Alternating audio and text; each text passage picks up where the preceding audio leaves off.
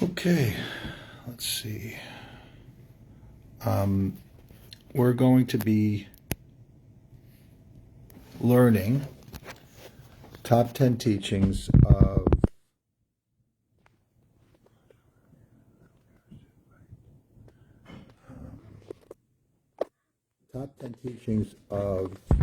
Brachot Daf Nun Aleph. That's 51.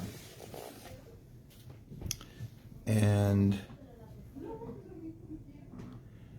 the top 10 teachings are, number one, how the Vilna Gaon rereads Rashi. The details will follow soon. And how to defend the original reading of Rashi.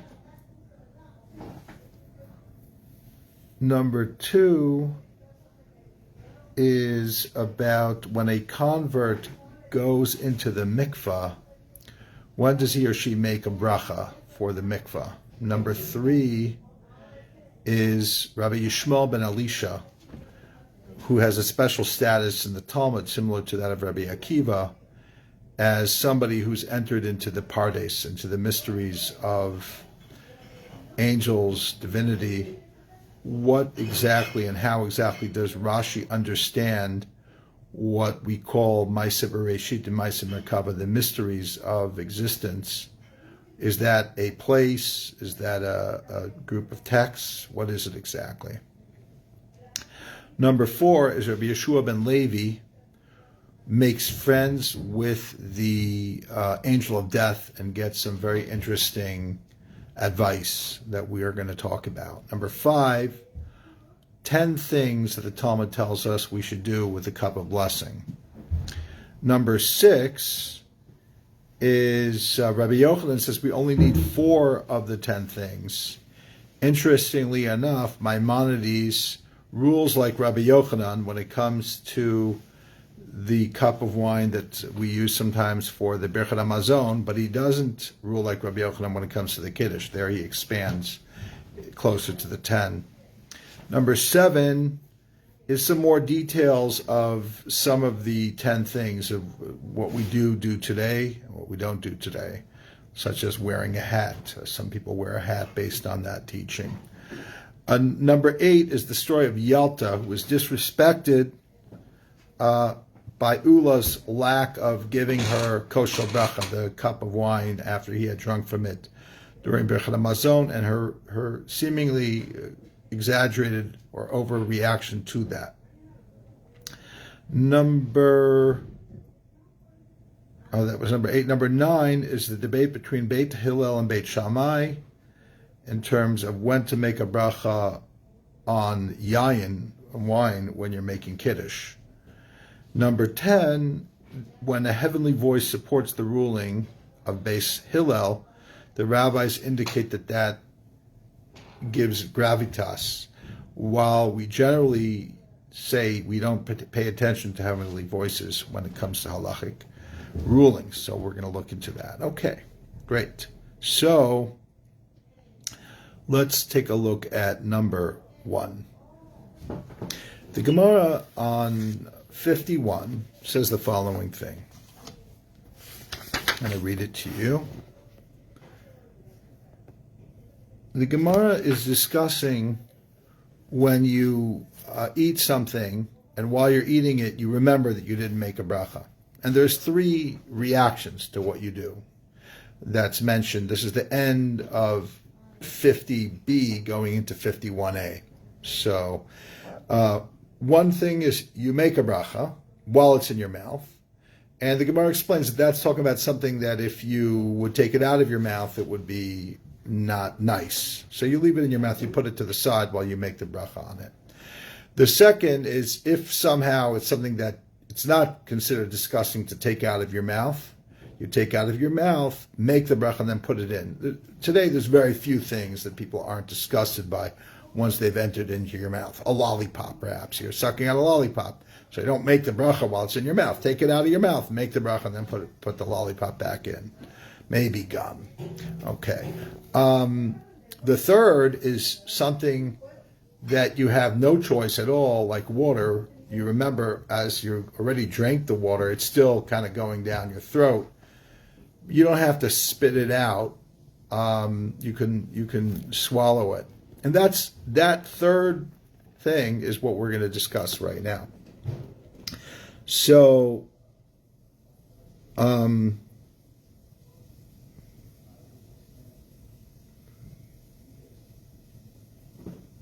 Chisda inquired regarding somebody who ate and drank, didn't make a bracha, should they go back and make a bracha? That was the question that was asked. And Rav Chisda responded, if somebody's eating garlic, which gives you bad breath, unless you maybe roasted it before, then it's not so bad. Should they, and they want to get their breath to smell better, should they eat more garlic? Obviously not. You want to stop eating more garlic to get your breath back. So there's two ways of reading what this has to do with the bracha. One way is, if you already ate and drank, there's nothing that you can do. You can't make the blessing that comes before food after you've already eaten. It's just too late. That's one way to read it. You can make an after blessing, but that's not the same blessing. The other way to read it is, if you're in the middle of eating and you remembered, so then you stop, make the bracha, and then continue eating. In other words, just because you didn't make the bracha in the right time doesn't mean you should continue to eat without making a bracha. So those are the two ways to read this Gemara. Rashi reads the first way, and the Marsha and the Vilna Gaon change Rashi. They really don't like the way Rashi reads it. They have their reasons, and we'll get to that soon. So Ravina says, therefore, if one has finished his meal or her meal without, they didn't say a bracha, they can still make a bracha, meaning they can still recite the bracha rishona, the bracha that usually comes before the food, because there's a brisa that says somebody who went to the mikvah and when they come out of the mikvah, they make the bracha asher kiddushanu, obviously the full bracha, Baruch atah Hashem Elokeinu melech haolam asher kiddushanu b'mitzvosa v'tzivanu al hatfila, for the mitzvah of immersing in a mikvah. So we see the idea of making a bracha after can exist, and therefore why don't we extrapolate that if it's good enough to do in that case, we should also do it in the case where somebody eats or drinks having forgotten to make the bracha, and then they could still do it. Before we get further into that case, let's take a look at this case, the first case. Rashi says the following.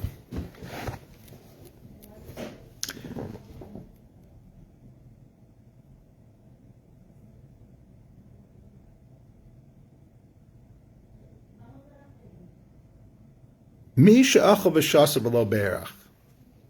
So Rashi, towards the top of the page, the third line from the top of the page, Rashi says, Lifnehem, the person didn't make the bracha before they ate. Kai. Abirchas hamotzi, birchas hayayin. It's going on the bracha of hamotzi, the bracha on yayin, not the bracha achrona. Mao sheyasor, the next Rashi says, what is it that they should go back? La'achar achila v'shia, after they have already concluded eating and drinking. And then the next Rashi says, Hilkach, kiven im nisker be'emse yachal levarach afilu gmar sudaso nami yachal levarach. Rashi says, if you could make a bracha once you've concluded, when you're in middle, from the answer about the garlic that Rav Chisda gave, therefore Ravina extrapolates that you should even be able to make the bracha after you've concluded eating, the bracha rishona. And the proof is for al hatfila that you only make the bracha after you've concluded the mitzvah. So The Gra says the following, that it's not going on after you've eaten, it's going on in the middle while you're still eating that you can make the bracha. Now, there's a number of things that were bothering the Vilna Gaon to say that, including the response of Ravina, and also, why would I even think that you should make a bracha rishona after you finish eating? Like, what's the havamina? Okay. So I would like to take a look at the Rambam here. The Rambam says something very problematic that a lot of the Rishonim and Achronim grapple with. And he says the following thing. The Rambam says,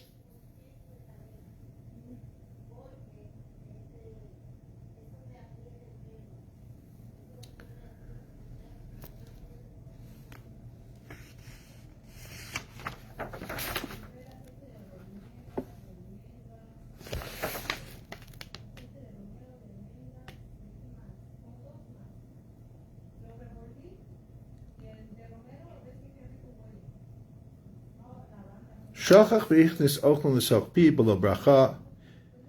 somebody forgot to make the bracha and he put the food or drink in their mouth, if it was liquid, meaning drink, Bolan concludes, just swallows them. He doesn't have to spit it out.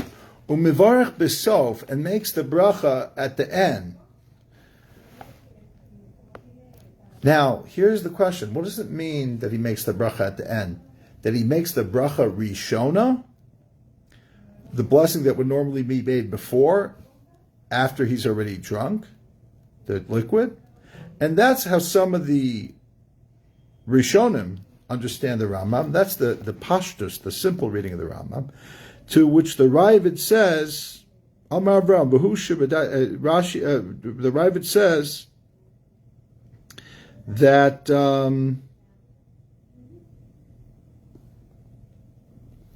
shouldn't do that. Spit out the water and make a new bracha on new water. The only case that he could swallow the water without a bracha is if he has no other water in front of him. So the Kesef Mishnah brings down a debate amongst the commentators of how to read the Rambam. Some read the Rambam as going on the bracha rishona, that you can make a bracha rishona contrary to what the Gemara says, at least contrary to Rav Chisda, but it would go like Ravina. The problem is, it seems like the Gemara rejects Ravina. Ravina says, therefore, even if you concluded eating, you could still make the bracha rishona, which he tries to deduce from the Brisa in regards to somebody who goes to the mikvah. The Gemara rejects Ravina, yet the Rambam, at face value, seems to support Ravina's rejected opinion. The question is why? How could you make a bracha rishona? It doesn't make any sense. There is a bracha achrona. Make the bracha achrona. The Bori Nefashos Rabos b'chasronan. You missed the bracha rishona. There's nothing you could do. It came that you forgot. You can't do anything about it. Perhaps the answer could be in a earlier Havamina in the Gemara, just a few pages back. The Gemara asks, why do you make the bracha on besamim, on spices, the special brachot you make, the variety of brachot for different things that have good smells? The main one is what we call borei mine besamim. That's the general catch-all for good smelling things that we make a bracha on. So why do we make the bracha before we smell the thing and not after? The question seems, at face value, not understandable. We know we make all the brachot before we do the thing, with this one exception of going to the mikvah, basically, and a couple possible things that are deduced from that exact case or similar cases. Everything else you make the bracha before. Why would the B'samim be any different? And the answer is that since it's intangible, part of making a bracha is on something that's in front of you. So, for example, the halacha is when you're making a bracha on food, you should actually have the food item in front of you, in your hand. So that gives the bracha a direct relationship with the object and takes that particular object and falls on that object. So much so that if you made a bracha on an apple, let's say it was an apple that now fell in the mud, and you're like, I'm not eating that apple, it's muddy. So you go back to the pantry to get another apple, you need to make a new bracha. The question is, why? I mean, you made a bracha on an apple, so the apple fell. What's the difference, this apple or that apple? The answer is, you made a bracha on this apple. So much so that when there's an exception to that, it has to be explained. Like if you make a bracha to drink from a running stream, and you don't have a cup to put it in, and you're going to just scoop it up, you're going to just drink it from the stream itself, which is, by the way, not necessarily a good idea. Check with your doctor to see if you can do that. But let's just say that you're doing that. The water that's in front of you now, by the time you finish the bracha, will have passed before you. And the Rambam himself says that's okay, because when you make the bracha, your mind is on whatever water will flow your way when you're able to finally take a sip of the water. In other words, either it's on a specific item or it's an item that you visualize will come. When it comes to the spices, since it's not the object but the smell, often it would be they'd burn incense. So the smell is ephemeral. I don't know if I'm pronouncing the word correctly. It's something that it's hard to put your hands on. It's intangible. Therefore, the havamina, the original thought is when you smell it is when you're holding it. And that's when you'd make the bracha. And the Gemara says, no, the fact is you make the bracha before the benefit, and that's before you smell it. So that in mind, now let's revisit why the Rambam would rule, seemingly, if you read the Rambam Kipshuto, like Ravina, which is that you have the liquid, which is some form of hana. While it's in your mouth, your consciousness with I am now having liquid in my mouth that I want to make a bracha on. What that does is it creates a bond between the object, which is the water, and you wanting to make a bracha on it. As soon as that link is made, since there is no other way to make a bracha on that object until it's actually swallowed, you can make the bracha once you swallowed it. Because there was a chalot, there was a moment where a relationship between the person and the object in terms of it wanting to acknowledge God happened, you could still do it. That is a tremendous chiddush. That's a chiddush of Ravina.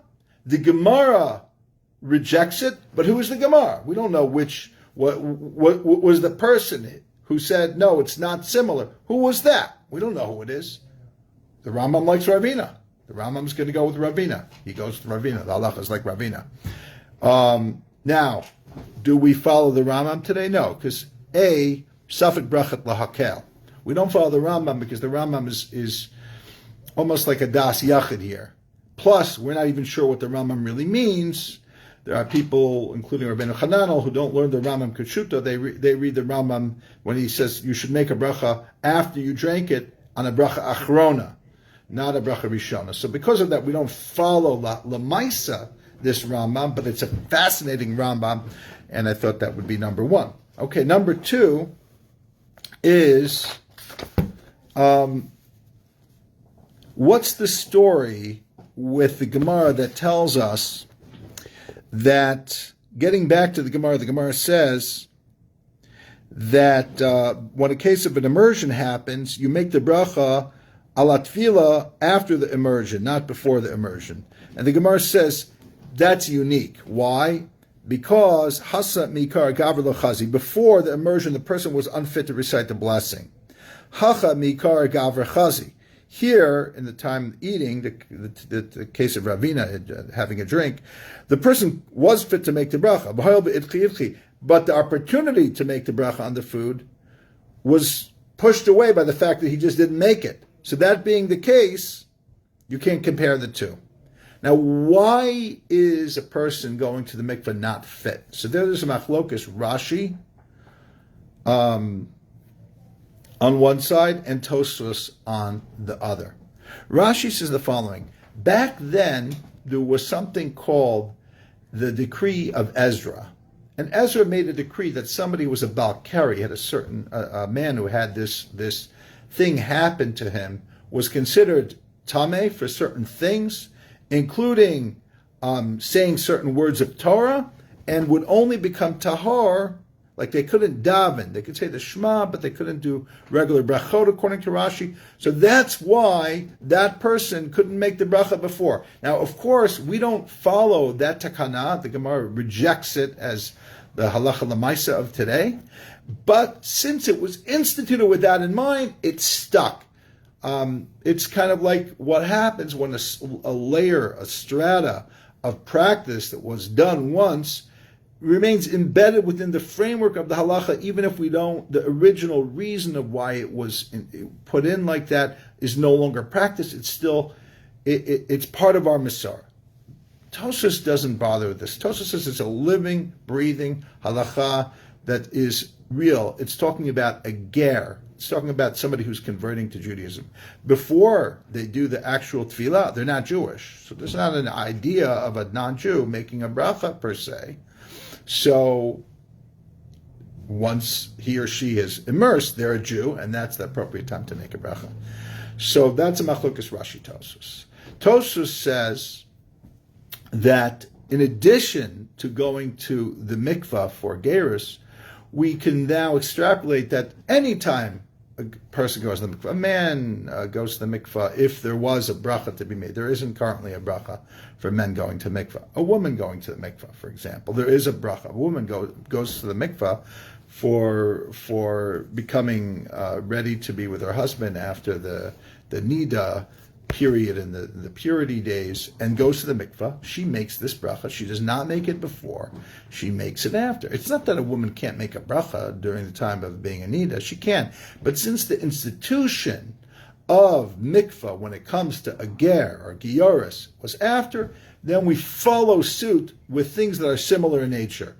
A woman going to the mikvah, a man when they used to have Tevilas Ezra, when they might have had to make a bracha at earlier times, according to Rashi, maybe Tosfos agreed that there was a bracha then also at some point in history. Again, no longer practiced, so it's not a practical thing for men, but it is for women. And the bigger case that's practical for men and women almost every day, or every day if you wash, when you have hamotzi, when you have bread, is that you make the bracha of al natilas yadayim after you wash your hands, before you dry them, because the drying is a continuation of the mitzvah. Guess who doesn't seem to rule like that? The Rambam. The Rambam seems to say you make the bracha of al natilas yadayim before you wash your hands. Consistent with what the Gemara says, that this is like one of the few exceptions. So the question will be, why does the Rambam not follow Tosfos's understanding? And the answer simply could be that the rule's the rule. There's no reason to apply the rule of a convert who really isn't able to make a bracha when they're not Jewish to somebody who is washing their hands. There's no reason why they can't make the bracha before. So the question is more on the Tosfos, and we think the question is on the Rambam, because the Rambam doesn't follow what we follow. The truth is the Rambam follows more closely with the Gemara, and Tosfos follows more closely with what the minhag is. Perhaps the minhag developed over time to make the bracha after rather than before the netilas yadayim, and that might be what we often call a lishitasa, which means Tosfos tends to follow minhagim, and Rambam tends to follow the language and concepts more based on the Talmud itself. Again, that's a very broad generalization, but I could apply it to this particular case. Let's go further into number 3.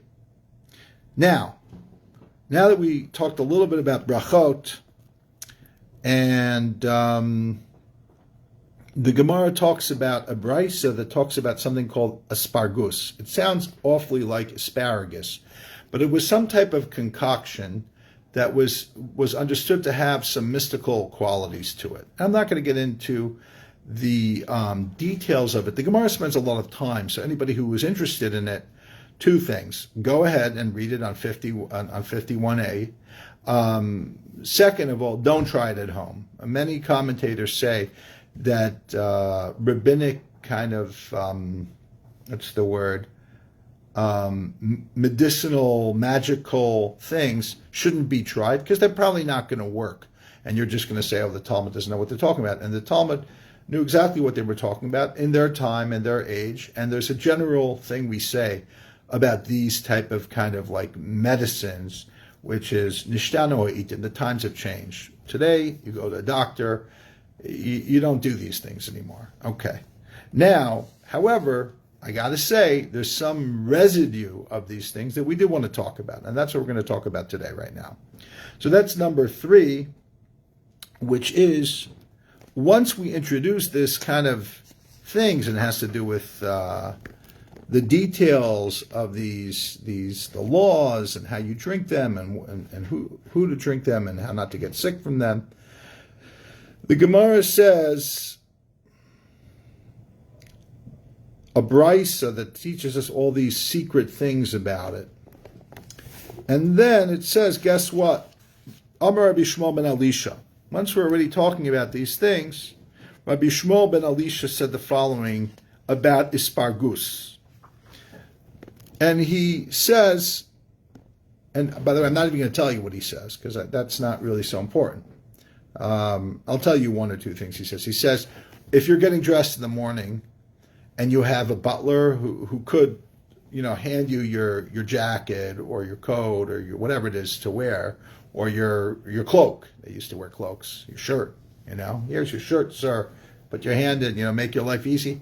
Don't do it. Get yourself dressed. There's some mystical energy that's getting interfered with by your like putting your hands into the clothes that your butler is dressing you.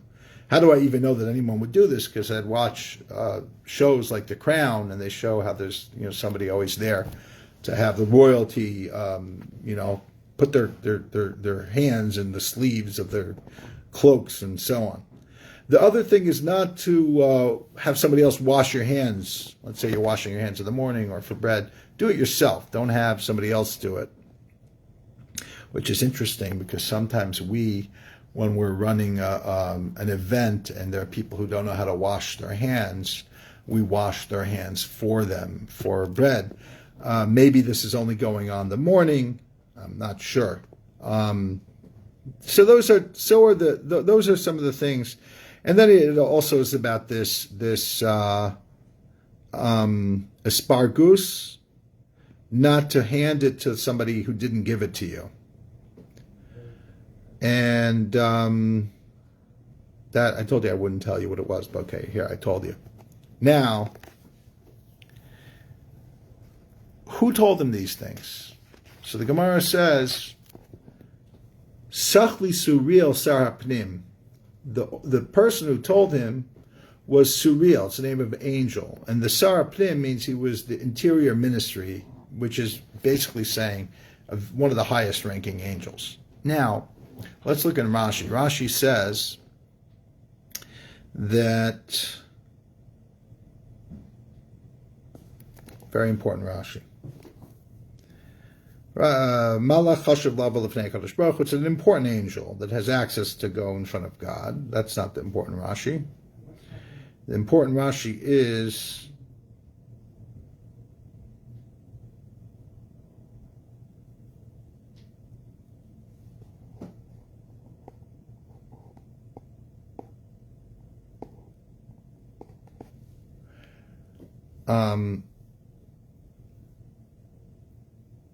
Rabbi Yishmael ala l'rekia al yedei Shem. Rabbi Yishmael went up to heaven through a use of a divine name. Bebrisa de Maisa Merkabah.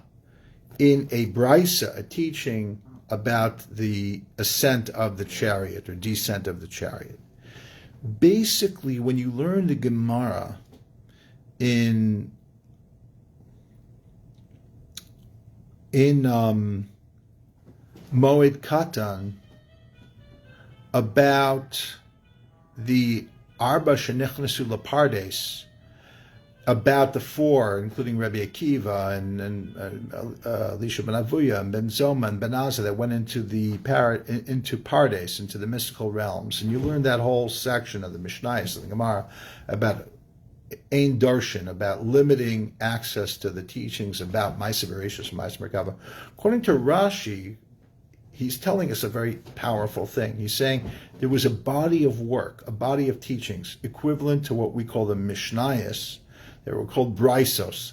They were not written down, they were transmitted, and they were much more selective to who they were transmitted than any other Mishnah or any other Brysa or Tosefta or anything else, essentially. They were the best kept secret. But within those Brysos were instructions of how to make a heavenly ascent. Basically, there were shemot, there were combinations and configurations of divine names that the practitioner would be able to access these levels. So we're learning out from Rashi that it wasn't just Torah teachings. It was Torah teachings that were esoteric, divine names, and gave a person abilities to go somewhere. Okay, so those things, according to Rashi, are really what Ma'aser Merkava is really all about.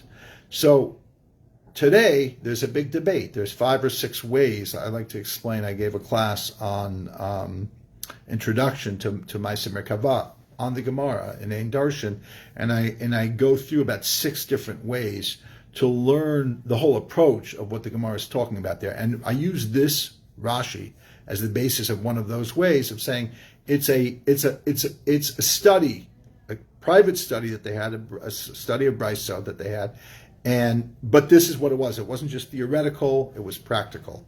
It wasn't Zohar, because the Zohar is not Kabbalah Ma'asiyut. It's more aligned with what we'd call Merkava and Hechalot literature, because they tried to, kind of give you the code of how to enter into these things. Okay, so but it wasn't necessarily what we now have as Hechalot literature and Merkava literature.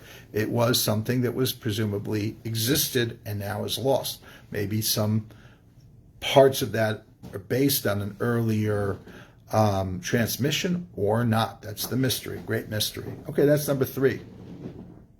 Number 4 is along the lines of number 3. It is another rabbi. Rabbi Yishmael ben Elisha was earlier, and now we skip ahead to an early Amora, Rabbi Yeshua ben Levi.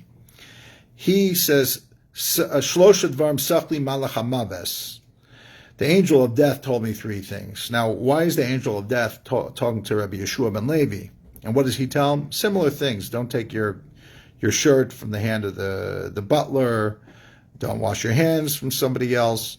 And the third thing is, don't stand before the women when you return from a funeral.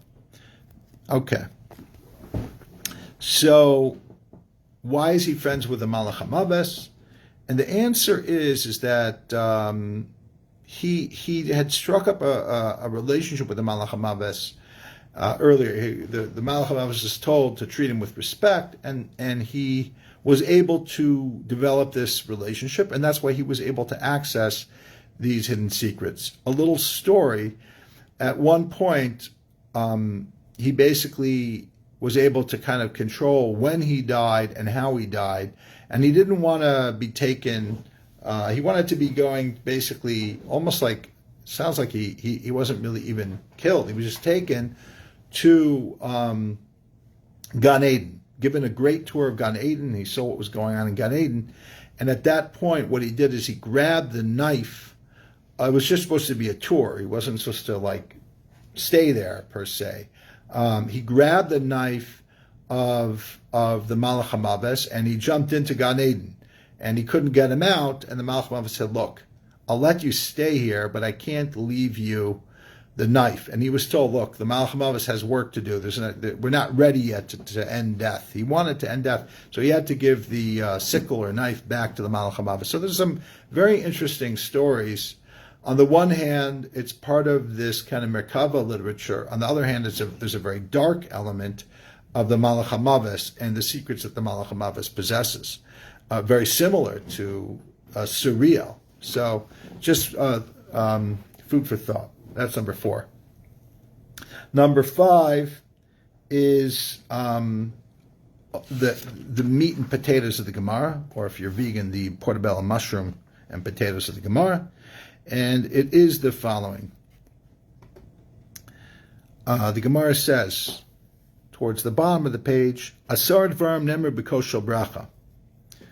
And this is taught in the Brachot. There are 10 things that a cup of blessing. Now, what is a cup of blessing? Most authorities say that since the context of this page is talking about Birchat HaMazon, we're talking about when the leader of the Birchat HaMazon, the one who leads the Zimun, the call to order for the grace after meals, should have these things, ideally, and we'll talk about whether they're required or just ideal, when they lead the Birchat HaMazon over a cup of wine. Now, do you even need to have a cup of wine when you are doing the grace after meals? That's going to be discussed in 52. It's a little bit relevant here, so I will mention it when it becomes relevant. But let's just say either it's because you want to have it or it's because you're required to have it. Whichever way it is, you have it. Now, when you have it, you have these 10 things ideally. It should be washed. It should be rinsed. It should be alive. There's different opinions of what alive means, which probably means it should not have been mixed properly too much earlier. It should be, they used to mix water into the wine. It should be full. It requires crowning. We're going to talk in a later teaching more details of what crowning is. Ituv covering, that's 6. You take it with both hands. You put it in your right hand, that's 8. You lift it up a tefach from the ground, that's 9. And you look at it, so you're concentrating on it. It's kind of a meditation. And no, that's 10. Bonus point, but Yesh Omrim, those others say, there's even an 11th, which is maybe the most important. Af mishagro b'matana la'anshe beso. Give it as a gift to the members of your household, which is mostly the woman of the house, the wife of the house, when the Birchat HaMazon is over. Okay, so those are the 10. I have more details about it. I posted in a Facebook page called Wine and Torah that gives kind of a mystical meaning to the actual 10. So that is number 5. Now, number 6 is Rabbi Yochanan says you only need 4 of those 10 things. Okay? Now, again, look at the Facebook page, Wine and Torah, to see more details about those 10 things and what they mean in our service of God. Rabbi Yochanan says we only have 4 of the 10, and they are washing, rinsing, chai, whatever that means, we'll discuss it, and full. So washing and rinsing is the inside, rinsing is the outside. It's not that you need to wash it. If it's clean, there's no need to wash it. But if it's dirty, they used to often put breadcrumbs that were very stale and hard in their liquid, in their cups to soften them. So they were disgusting. So you have to wash it. The outside would also get dirty, so you had to rinse it. So Rabbi Yochanan says, Kol ha-mevorach al kos maleh, whoever makes the bracha on a full cup, nosin lo nachla b'li mitzarim, they get a inheritance without any boundaries, which is interesting because,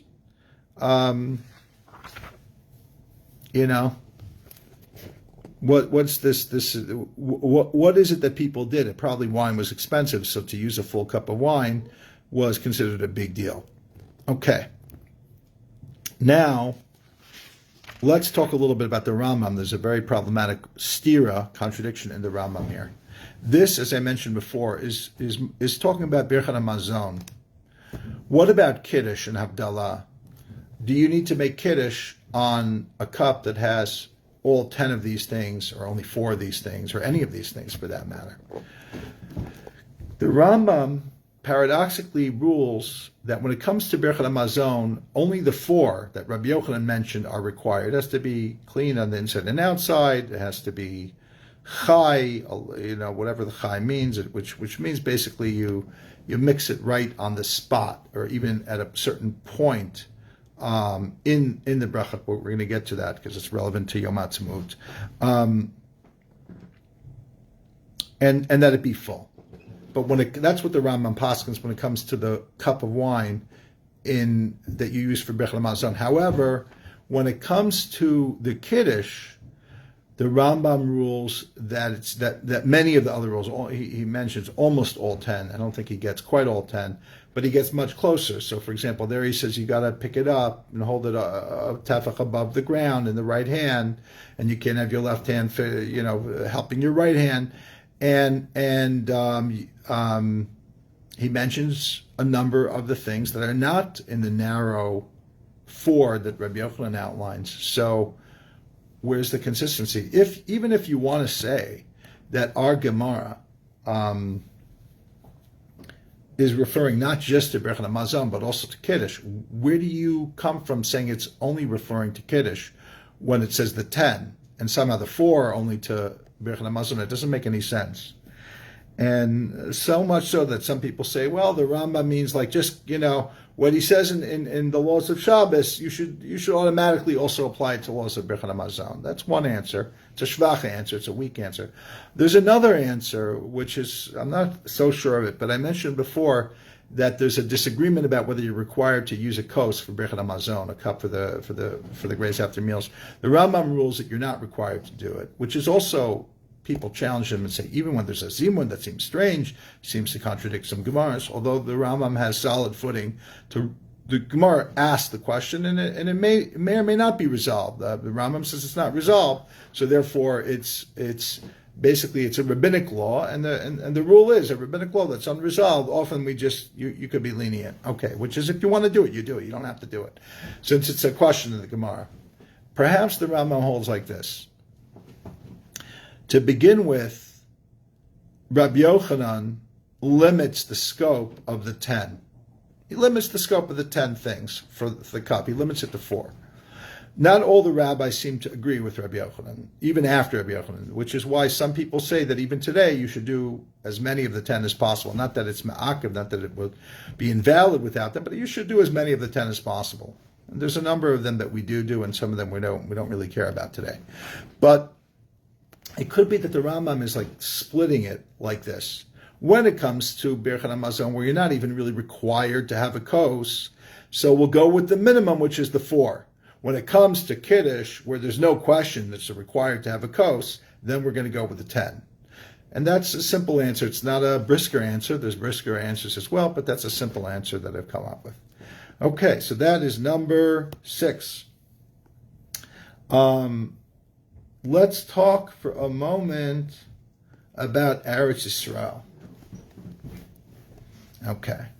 It's Yom Ha'atzmaut today. It's an amazing thing to have the land of Israel, that it's our biblical land, it's our homeland, and yet we were exiled. There was always a small Jewish population who stayed behind, but there were times where we were exiled within an exile, whether it was during the time of the Crusades and so on and so forth.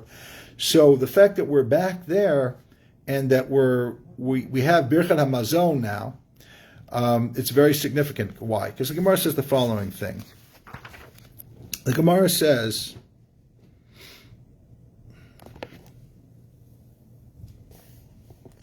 what does it mean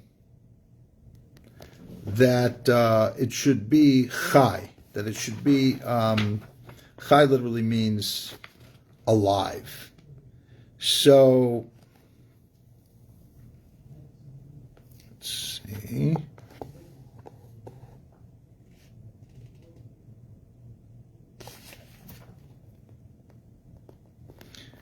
the Gemara says,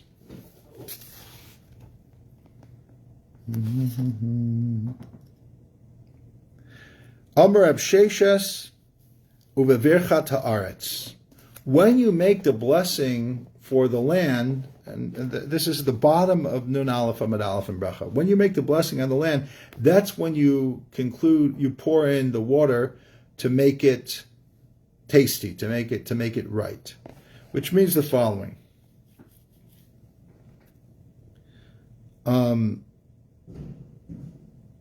What is happening here is there's two ways to read this. It could either be when do you like make the wine just perfect? When you're making the bracha on the land. Now everybody knows that wine is connected to sanctifying an object.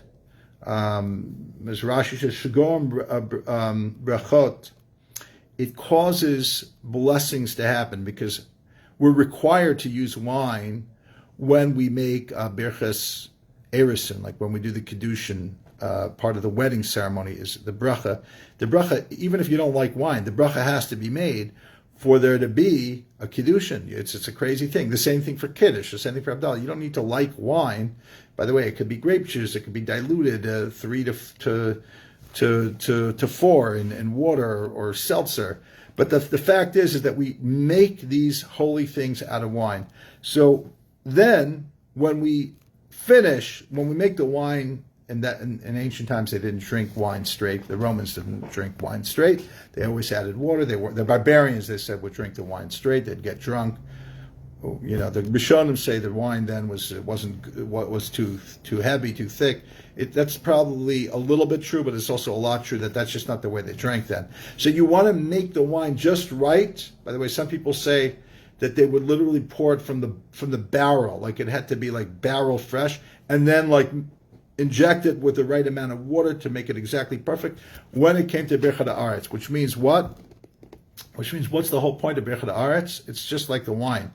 We take an object, we take a material thing, which is land, and we say, how can we make this place kadosh? How can we make this place sanctified? That's why there's a relationship between making the wine exactly right that you're going to do for a form of sanctifying the Birchot Hamazon al haaretz, on the part of the Birchot Hamazon where we give thanks to the land. So, what do we have to do till today? The whole blessing. It's not so clear if whether the bracha is on the food or really on the food of the land. And the only reason why we continue to make, I had a question. It's a question based on Rashi Tosfos of why women. It's debatable about women whether they're required to biblically make Birchot Hamazon. They're required rabbinically, and there's a crazy question: why wouldn't they be? So crazy, it doesn't make any sense. So Rashi and Tosfos struggle to say maybe they don't have a portion in the land, but then again, neither does a Levi or a Cohen or a Ger or whatever. Maybe they don't have a chiyuv to learn Torah, but they do in their own way. So none of the answers make sense unless you learn that really. Maybe one of the answers is that the bracha of Birchot Hamazon is so associated with the land, inheriting the land, that it's like the equivalent of a mitzvah saseh shazman grama. It's changed by its relationship to something that makes it like a mitzvah saseh shazman grama, which is why the Rambam says, although it's not a mitzvah saseh shazman grama, there's still a question about women. He doesn't say what it is. The Rambam's perfect. The Gemara doesn't really say why it wouldn't be. But the bottom line is because there's a connection to the land. That's one of the answers. So, what does that do now for us? It means that all the brachot, all blessings, which are all forms of gratitude, are essentially related back to the gratitude of what God provides for us through the land of Eretz Yisrael. Even when we're not in Eretz Yisrael, Sidna de Arachadi, which is teaching that the Reb Tzadok HaKohen Lublin gives on Tu B'Shvat, is that the crust of the earth is all interconnected. So when we celebrate Tu B'Shvat or Yom Ha'atzmaut or any enjoyment from this world, Kol HaNeneba Olam Hazeh V'lo Bracha Kilamo Mikadshei Shemayim, is some component of Eretz Yisrael in there. That's the source of our relationship with the earth, is Eretz Yisrael, to give a bracha for the gift of the land, for the whole world that's coming through the shorosh of Eretz Yisrael. So that's a little bit about Chai. There are other things as well, like in addition to the Chai, such as the crowning. The crowning is that you should surround yourself either with students, whoever is the leader, his students should surround him, or that cup is the head cup, and all the little cups should be around it. And that should happen during Birkat Haaretz, which means what? That what's the circle, the concentric circles of what it is to be in the right place? That's when you're in the land of Israel. Okay. And some people wear a hat.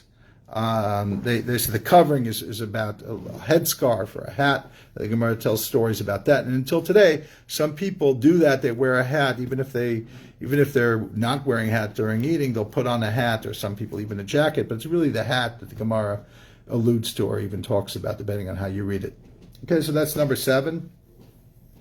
And number 8 is the story of Yalta. I mentioned that you should send kosher bracha to the woman of the house, which is from the cup of wine that was the Birkat Hamazon was made, or for the same matter, Kiddush or even Havdalah. The custom is women don't like to drink the Havdalah wine, but definitely the Kiddush wine. So the story is told that that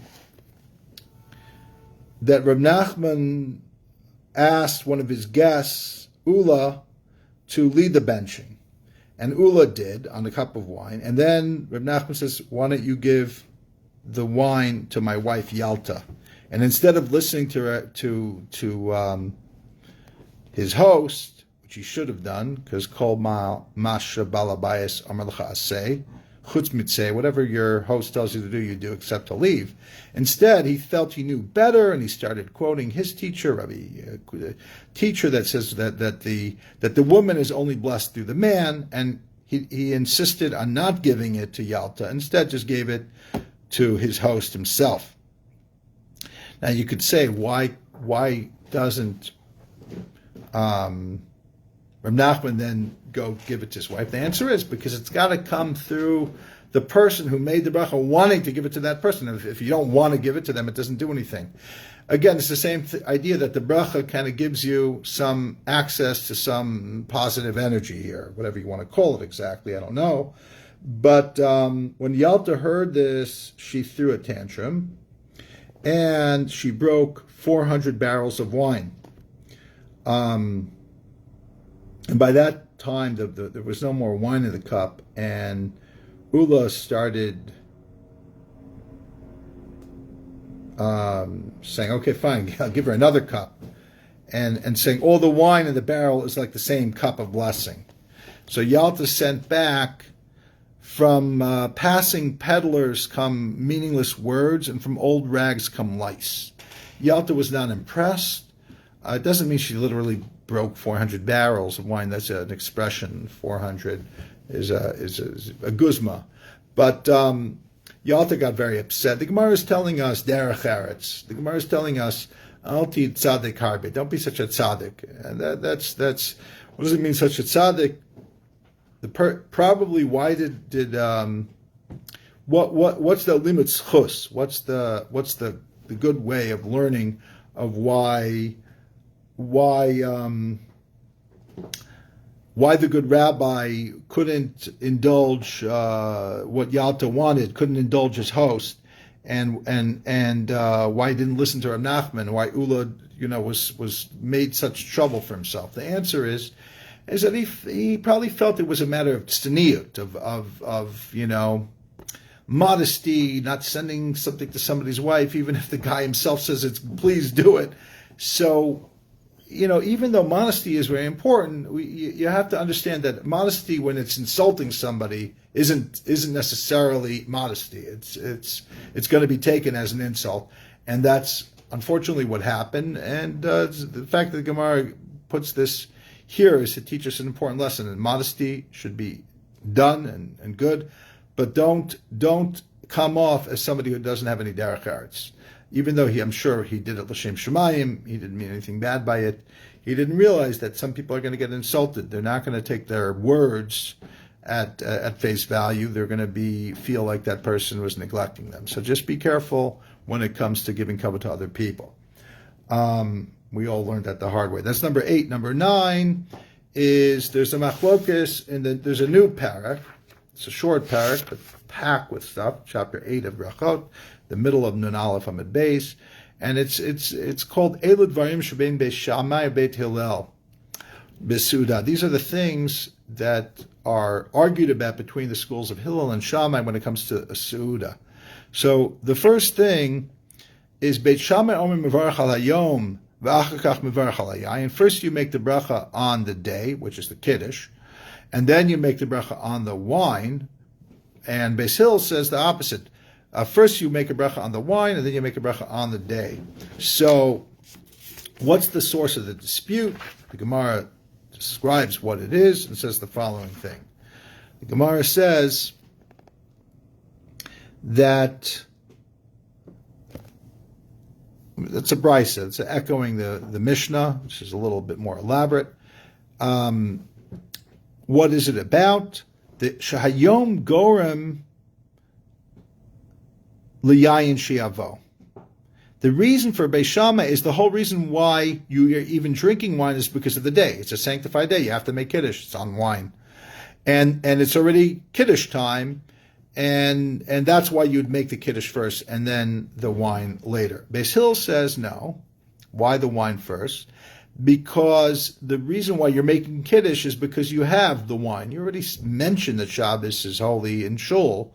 And he says, Davar and another point, Birchas Hayayin Tedira, or Birchas Hayom Ein Tedira.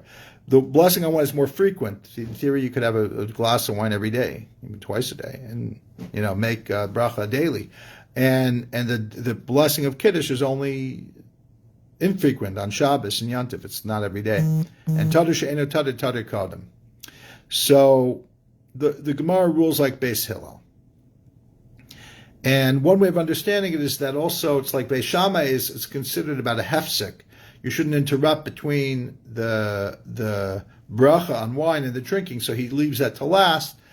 And Beis Hillel says we're not worried about a hefsek. You have to do things in the order of not what you're drinking bracha and then drinking, but what's more important, and or what comes first in this order. That's a question of first. But first comes the hagafen because it's tadir, and we only are making kiddush now at this point because you have the wine, and therefore it goes first, and then the bracha on the kiddush, and then the drinking. Okay, that's number 9. Number 10 is the heavenly voice. After debates for many years, a heavenly voice went out and said that Elu ve'elu Divrei Elokim Chaim. Both the words of Hillel and Shammai are the words of the living God, but the halacha is like Hillel. And the question is, and we're going to learn about more of this on 52, what point is there in a heavenly voice? The halacha is either like Hillel or Shammai, depending on who the majority is like. And the answer is that really the majority was like Hillel, and the reason why Shammai didn't accept Hillel, even though he was a majority, is because there's a concept that the majority isn't just about numbers of people; it's about the level of the quality of the mind of the people. If there's a greater number of people in wisdom, even though the masses of people don't follow them, we would follow the halacha of the greater people. So that's what Shammai was not giving up, because even though they weren't greater in numbers, they were insisting they were greater in wisdom. So the Bas Kol is basically clarifying, you follow the majority here because you're not really greater in wisdom, because Hillel ultimately did their homework, and that's why this Bas Kol is one of the few Bas Kols that we do listen to. Although, even that is a question, should we really listen to the Bas Kol at all, to be continued for the next daf. Thank you for listening.